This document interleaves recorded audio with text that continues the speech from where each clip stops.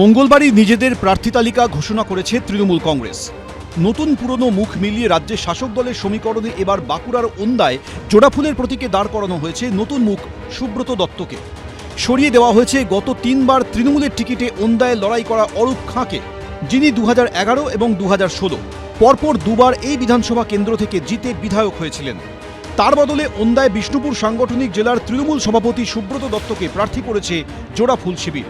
লক্ষ্য একটাই, হারানো জমি ফের দখল।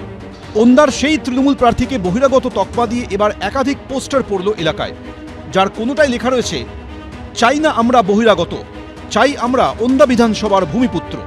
জানিয়ে তৃণমূলকে বিঁধেছে বিজেপি। আমাদের সৌভাগ্য, তৃণমূল কংগ্রেসের দুর্ভাগ্য।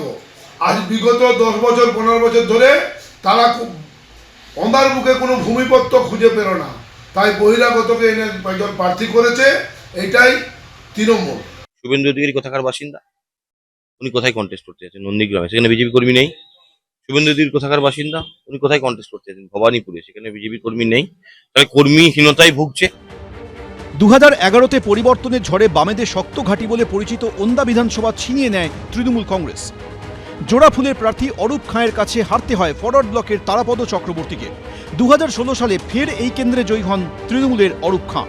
2021-এর বিধানসভা নির্বাচনে এই কেন্দ্রে অরূপের ওপরেই তৃণমূল আস্থা রাখলেও তার কাছ থেকে ওন্দা বিধানসভা ছিনিয়ে নেন বিজেপির অমরনাথ শাখা। দল সুব্রত দত্তকে প্রার্থী মনোনীত করেছে মাননীয় মুখ্যমন্ত্রী মমতা বন্দ্যোপাধ্যায়, অভিষেক বন্দ্যোপাধ্যায়। আমাদেরকে সর্বতভাবে তার জন্য তৃণমূল কংগ্রেস সব কর্মীরা সর্বতভাবে তাকে ঝাঁপিয়ে পড়ে আজকে ওন্দা বিধানসভা পুনরুদ্ধার করতে হবে। ভূমিপুত্র অরূপ খাঁয়ের বদলে বিষ্ণুপুর থেকে সুব্রত দত্তকে নিয়ে এসে কি শেষ পর্যন্ত ওন্দার আসন পুনরুদ্ধার করতে পারবে তৃণমূল? যার জবাব মিলবে আগামী 4 মে বিধানসভা ভোটের রেজাল্টে। পূর্ণেন্দু সিংহ, এবিপি আনন্দ, বাঁকুড়া। জাতীয় নির্বাচন কমিশনের নজিরবিহীন পদক্ষেপ। আদর্শ নির্বাচনী আচরণবিধি কার্যকর হতেই রাজ্য পুলিশ প্রশাসনের খোলনলচে বদলে দিল নির্বাচন কমিশন। রবিবার রাত থেকে বুধবার পর্যন্ত 72 ঘন্টারও কম সময়ে সরানো হলো পশ্চিমবঙ্গের পুলিশ প্রশাসনের 43 জন আধিকারিককে। তাদের মধ্যে 28 জন আইপিএস অফিসার, 15 জন আইএএস অফিসার। প্রায় প্রতিদিনই বেরোচ্ছে বদলির বিজ্ঞপ্তি। এর জায়গায় ও, ওর জায়গায় সে। মুখ্য সচিব, স্বরাষ্ট্র সচিব, DG, police commissioner, DIG, ADG থেকে পুলিশ সুপার, জেলা শাসক কে নেই তালিকায়। অর্থাৎ পুরো নতুন অফিসারদের তত্ত্বাবধানে ভোট করাতে চাইছে নির্বাচন কমিশন। প্রতিহিংসামূলক আচরণ তার একটা ভেতরে জন্মিয়েছে।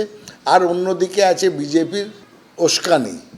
পুরো পশ্চিমবঙ্গের প্রশাসনকে ধীরে ধীরে ধীরে সম্পূর্ণ পাল্টে দেওয়ার, এটা কিন্তু খুব একটা অশনি সংকেত। নির্বাচন কমিশনকে কি হিজমাস্টার্স ভয়েস, তারা ওপর থেকে বলা হয়েছে তোমার এই অধিকারটাকে এমনভাবে প্রয়োগ করো প্রকারান্তরে ব্যাকডোর দিয়ে যেন রাষ্ট্রপতি শাসন হয়, যে সমস্ত আধিকারিক বদলে দেবে।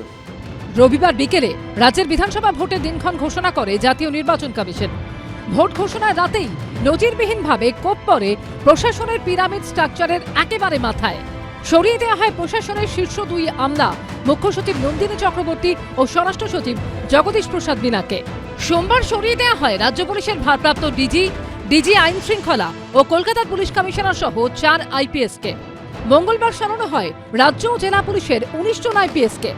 বাদ গেল না বুধবারও ফের রাজ্য পুলিশের পদস্থ কর্তাদের একাংশকে সরানোর নির্দেশ দিল জাতীয় নির্বাচন কমিশন।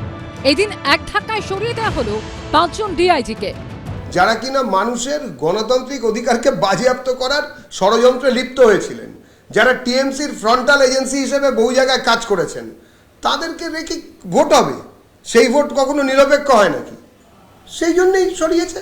যেখানে কিনা ক্ষমতাসীন দলের ফ্রন্টাল এজেন্সি হিসেবে কেউ কাজ করবে, সেখানে এরকমই হবে। মূলত ভোট পরিচালনা করেন যারা, সেই জেলা শাসক ও ডিইও মিলিয়ে 13 জনকে বুধবার সরিয়ে দিল নির্বাচন কমিশন। নতুন অফিসার, নতুন পদ, নতুন দায়িত্ব। এবার অপেক্ষা ভোটের দিনের 23 ও 29 এপ্রিলের। কেমন হয় ভোট? এবিপি আনন্দ, কলকাতা। এবিপি আনন্দ, এগিয়ে থাকে, এগিয়ে রাখে।